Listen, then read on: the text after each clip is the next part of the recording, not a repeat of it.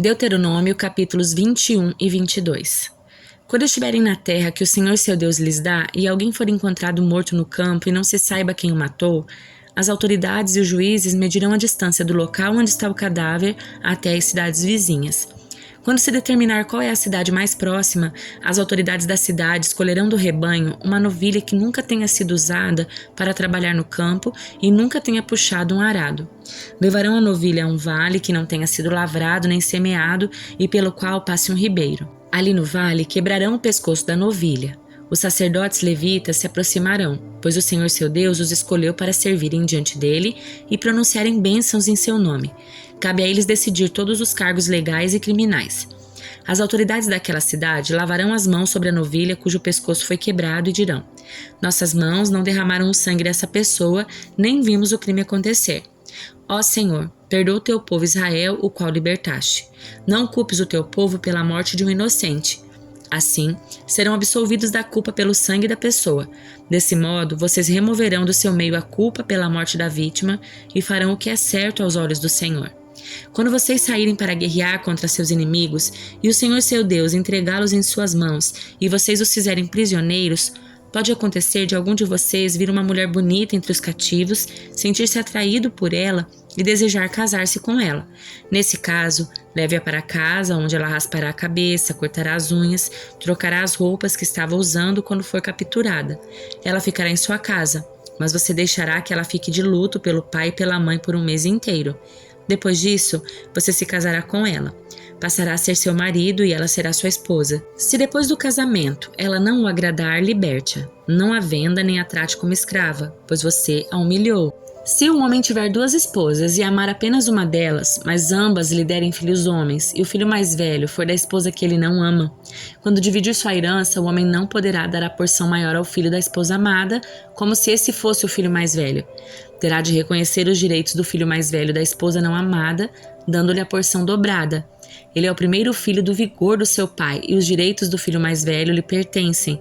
Se um homem tiver um filho teimoso e rebelde que não obedece ao pai nem à mãe, apesar de eles o disciplinarem, o pai e a mãe levarão o filho até a porta da cidade e dirão às autoridades ali reunidas: este nosso filho é teimoso e rebelde e se recusa a obedecer. É mau caráter e vive bêbado.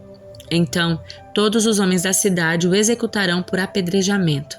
Desse modo, vocês eliminarão o mal do seu meio e todo Israel ficará sabendo disso e temerá. Se alguém cometeu um crime que merece a pena de morte e por isso for executado e pendurado numa árvore, não deverá permanecer pendurado ali durante a noite. Enterrem o corpo no mesmo dia, pois todo aquele que é pendurado é maldito aos olhos de Deus.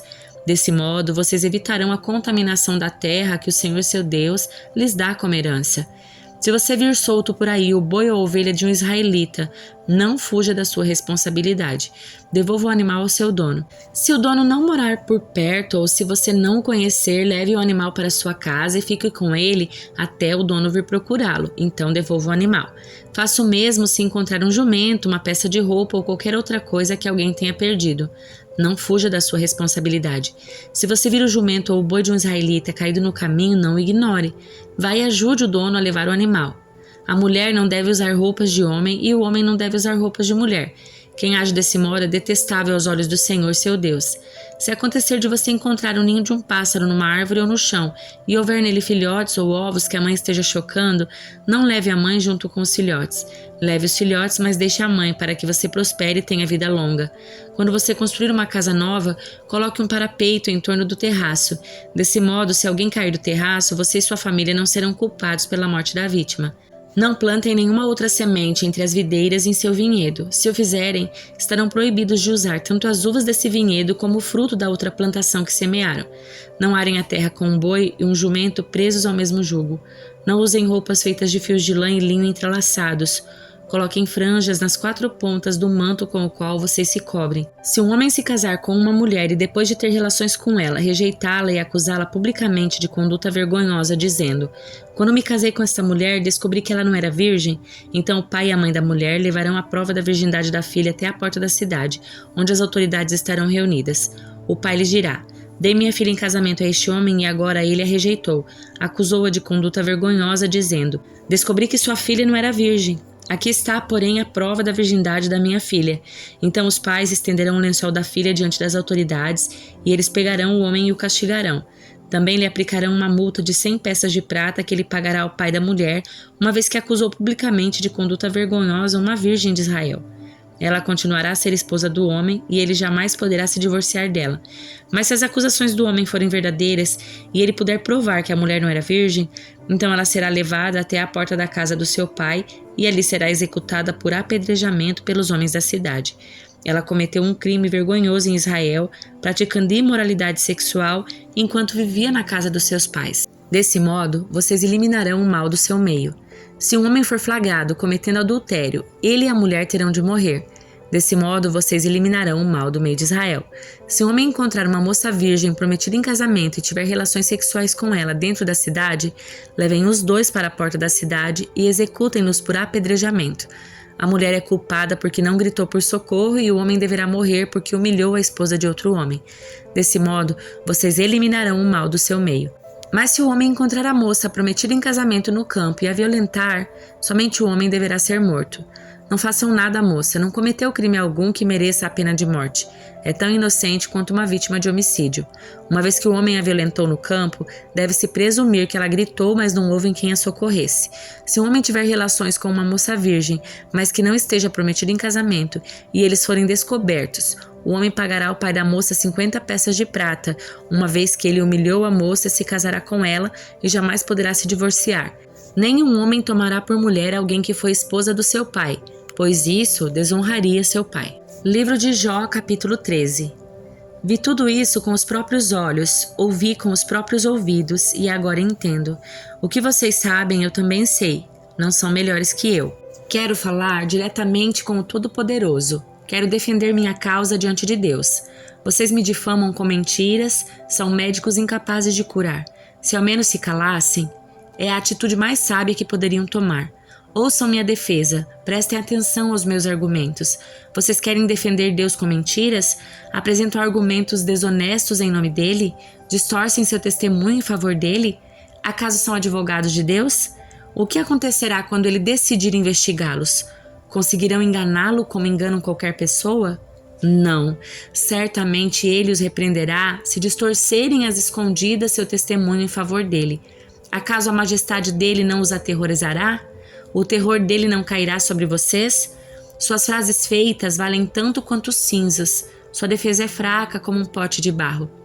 Calem-se e deixem-me em paz.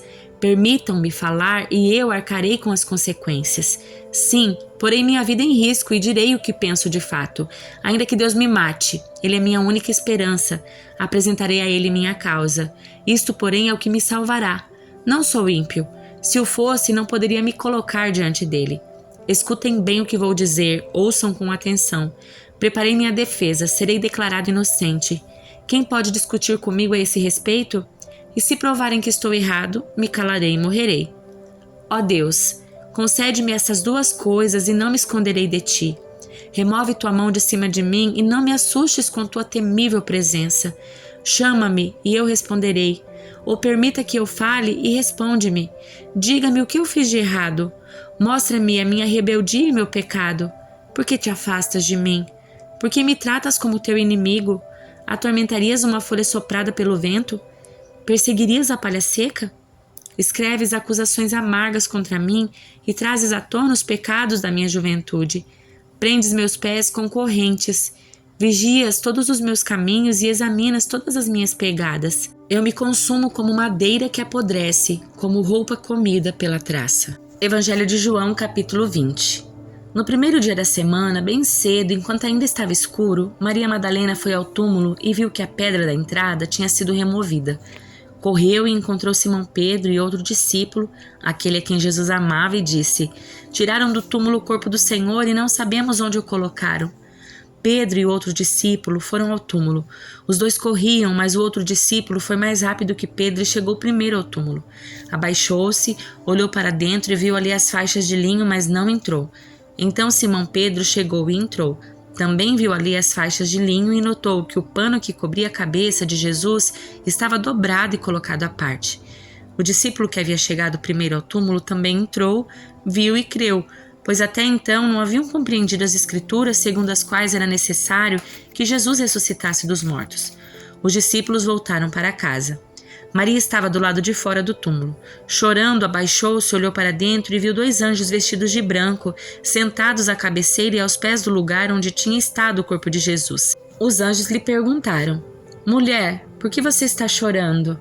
Ela respondeu: Porque levaram o meu Senhor e não sei onde o colocaram. Então, ao virar-se para sair, viu alguém em pé. Era Jesus, mas ela não o reconheceu.